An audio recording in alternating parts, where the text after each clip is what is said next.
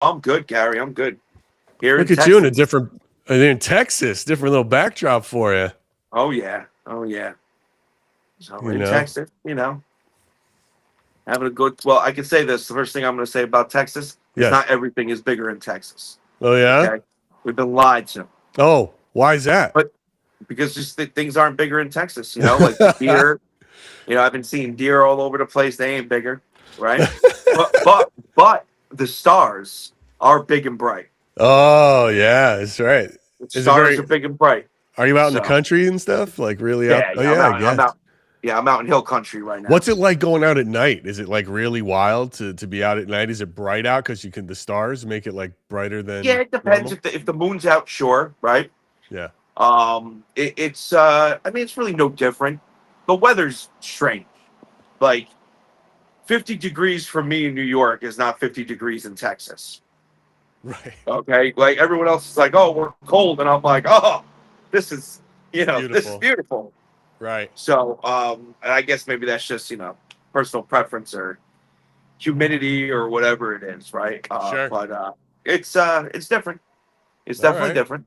Hill country, where I'm at right now, has been my favorite. Okay. Up here in hill country, I love nature, a lot of scenery. Good. So That's awesome. That's fun that places, you get the out. It's good to places, see you out in the yeah, country, out in America. yeah, out in Uh, America, really yeah, man. enjoying America. Oh, John, in America. So hey, everybody, welcome. This is Splintered Spirits. I'm Gary. This is John. Santa from Santa Paranormal, as you know. Yeah, And that's me. we are live. Like to ask the question, what are spirits? And we like to try to figure out what's going on in the world of paranormal. And we got a guest today. Ah, Very very fun one. cool. And it's a good one too, because maybe he can give me a few pointers. The guy's been around. Today's guest, he's been a broadcaster and an investigator. He is the host of Ghostbox Radio with Greg Backen, and I'm talking about Greg Backen himself. He's out of AM 950 in the Twin Cities, reaches tens of thousands of listeners each weeknight with deep dive conversations on the paranormal, UFO phenomena, Bigfoot, all things anomalous, right? He's a seasoned paranormal investigator, intuitive, ITC specialist. I want to get into that a bit. He really is into the, what you do and recordings and EVPs, right? Yeah. Communication, electronic communication. Greg is best known for his work with Spirit Box and his mission to bridge the metaphysical and paranormal communities, bringing together mediums and investigators to validate communication and promote respectful, evidence-based investigations. He also runs Para-Friends events and Ghostbox Live, giving people a chance to investigate haunted locations. So he does an experiential thing as well, which is cool. So without further ado, he's sitting in our waiting room. Let's bring on Greg Backen from Ghostbox Radio.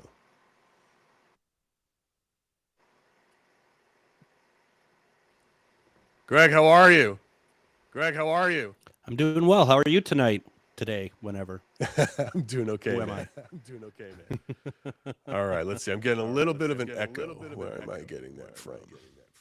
Oh, I can't even see him Oh, to I be can't. I honest with can't you. even see him to be honest with you. All right, I don't see him yet. I'm just sitting here nodding. I'm you're just sitting here nodding. nodding. Well, you're on your phone. Well, You're on your phone. That's why. Yeah, Here, let yeah. me see. Let me see. Maybe I can turn on a little echo cancellation while recording. Well, I'll have to figure that in post. Did you hear any echo, Greg? Did you hear any echo, Greg? I didn't actually, no. Yeah, well, that's the life of live. I guess we always have something that makes it unfun. Oh, of course. I like the beard, dude. I like that beard. I like that beard. Oh, thanks.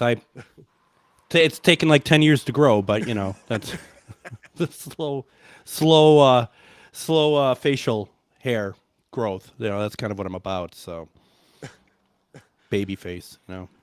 Right on, man. Well, look, it looks good. It looks distinguished. Man of importance. No one, and I repeat, no one has ever said that before. So, Listen, it's better to look it than to be it. that's true too. Greg, listen, thank you so much for coming on today.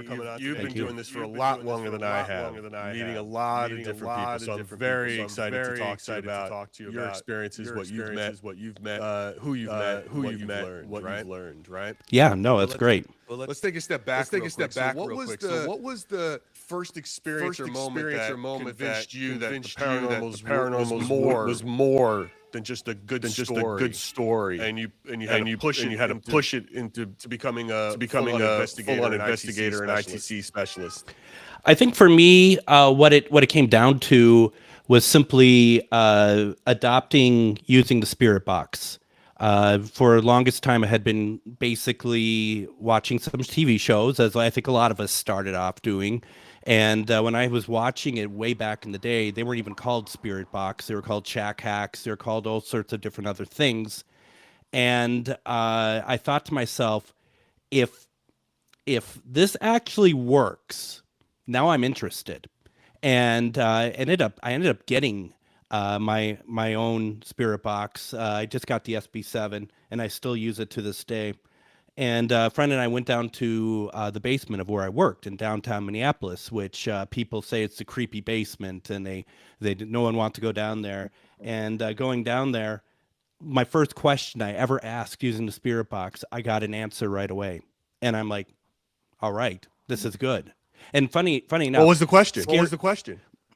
What's your name? And I got Nate.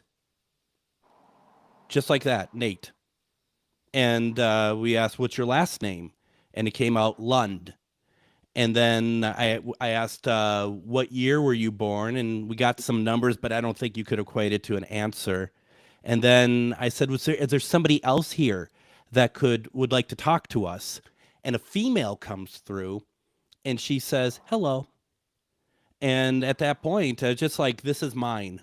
And I literally was like, this is what I'm supposed to be doing. I'm supposed to be using this device, and I'm supposed to be reaching out. And, a lot of the shows at the time was, not like Ghost Hunters, but others were kind of provocation and stuff. And it was at that moment I realized that you're not speaking with something dark. You're actually speaking with people. And that's where right away I kind of became like, okay, I get it. I understand what I'm supposed to be doing here now. I now have a purpose. I literally felt that way. I now have a purpose. That is it's great that you recognize that. You know, like this is something that is going to change your direction, right? Well, the thing is I wanted to do this. I was really interested in it, but after that, I started having dreams like every night for about 6 months. Literally, I would have a dream. I'm out on a paranormal investigation, and it wasn't scary. Matter of fact, I don't even recall any spirits in the dream. It was just me, the act of going out, and this is what I do. And it was every single night I was having this, and I was just like, this is so cool. And it's like like I said before, I get it. And it says like now I feel like I can I'm part of a puzzle. I'm a piece of a puzzle that I've now put myself in place. So from that moment on, did you start to create content directly, or did you just keep investigating? So it's an interesting question, I guess, because I suppose I did start to create content almost immediately. I think as content creators, I feel like whatever we do, we feel like we have to document in some way. And beyond just like getting like EVPs and stuff, I feel like that there needs to, at least for me, it's like, how can I repurpose this? Because it was more of just, I wanted to share what I was getting.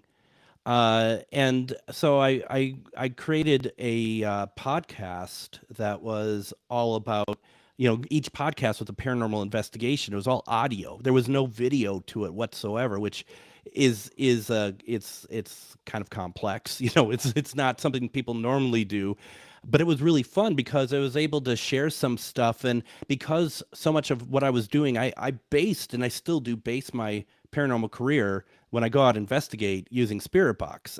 I'm a big ITC fan. And so and then I went to school for radio back in 19 something. I went to it with Marconi. Him and I were pretty close. I went to school for radio, got into television, went into production, film, television, all this production at ad agencies.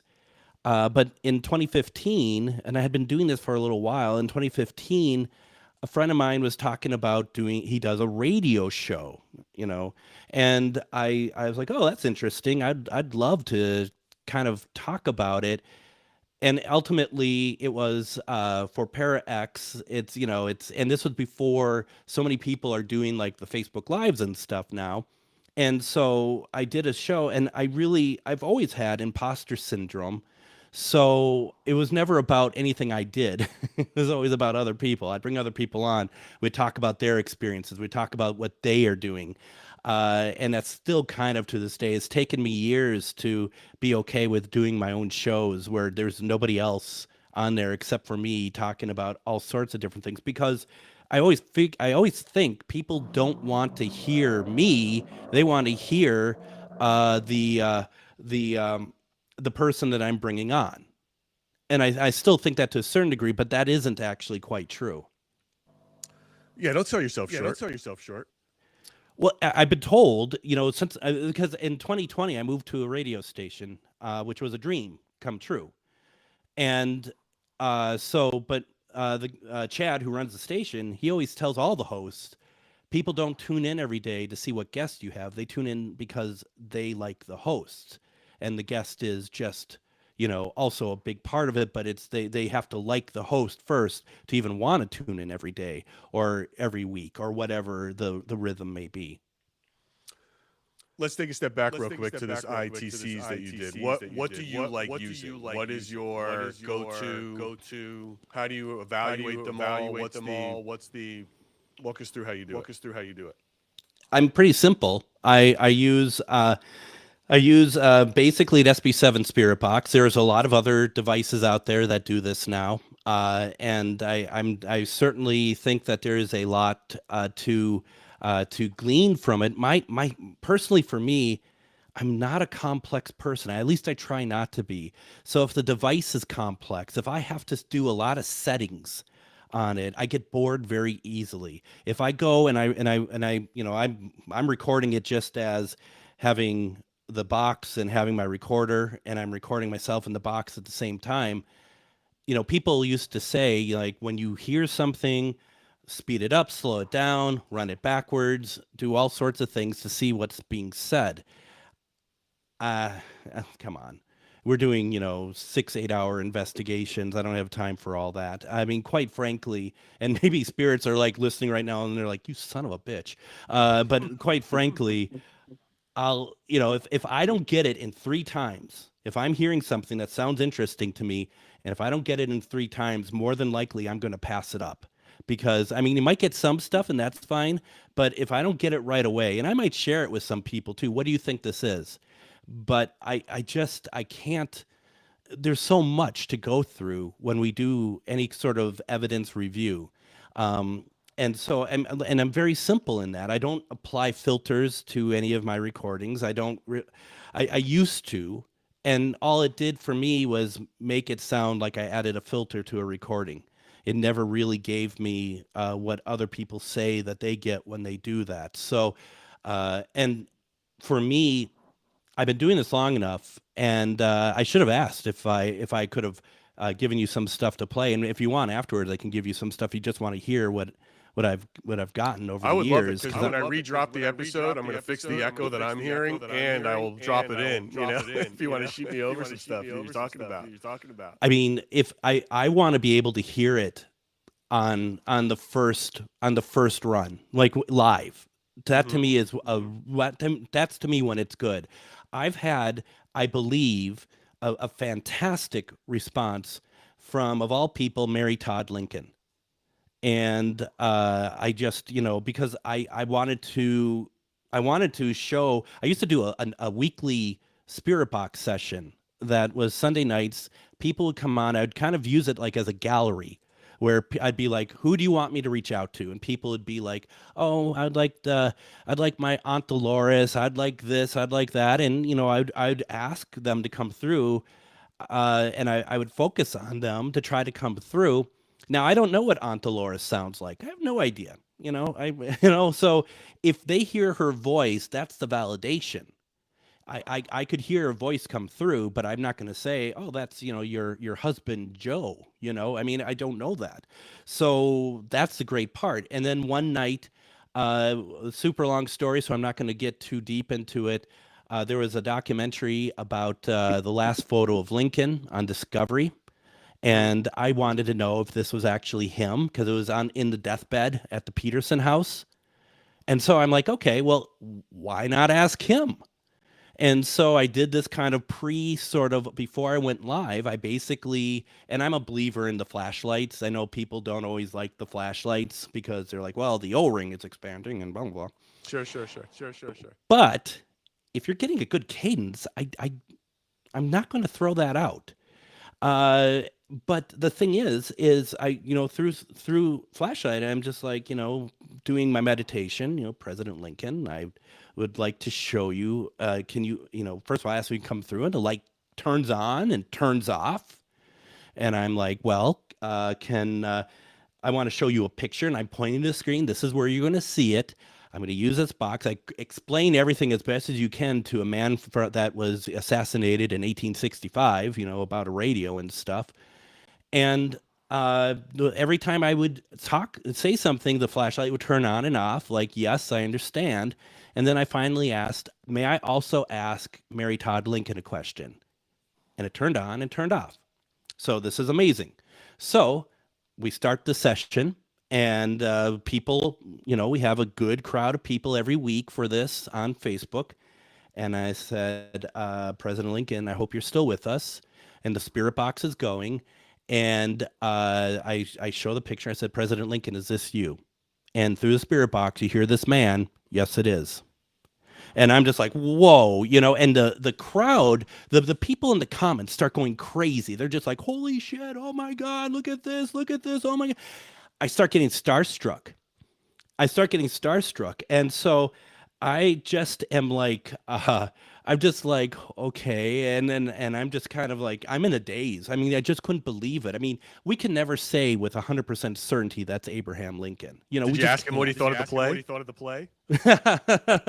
I said I was totally in disarray. So I didn't have my wits with me. I should have. I mean, that nice to end that right away. But I said, I have a question for Mary Todd Lincoln. My question, because I was so starstruck and out of it, my question to her was simply going to be, Mrs. Lincoln, when you were living, you spoke to the dead. Now that you're dead, do you speak to the living? Super simple question. But people are just like going crazy in the comments. You could just see them. I'm like, and you can hear this on the recording. Mrs. Lincoln, when you were living, did you, it's just a mess. And I'm just like, did you speak? Did you talk? And finally, this female voice comes through and says, talk about what? And I'm just like, oh my God, It's amazing. I'm going to send that to you. That is a great one. And that's just amazing. And my favorite, though, and I'm not ripping on anybody because we don't, a lot of us don't know a lot about everything, but somebody said in the comments, can you, to validate that it's Lincoln, can you play it against some recorded message that he gave? He didn't. That's a little before recording. I mean, no. We have an education problem in this country for sure. But what's really interesting about all that is oh, you're echoing bad too. Yeah, we're both echoing. I was having some issues too. Even if it wasn't Lincoln, you're still getting a response. Yeah. You know what? There's still a direct response. I want to cut you off real quick. We are live. This echo is outrageous. Here's what I'm going to do, guys. I'm going to stop this. I'm going to restart it real quick, okay? And then don't worry. For everybody watching, tomorrow's episode, when I redrop this, it's going to look smooth. Hello. Yeah, it's a little bit much. Let me see if by stopping it and restarting it, if that changes some things. All right, bear with me here. And I apologize, Greg. This is a new thing. It's probably my fault. Yes, we're going to blame you.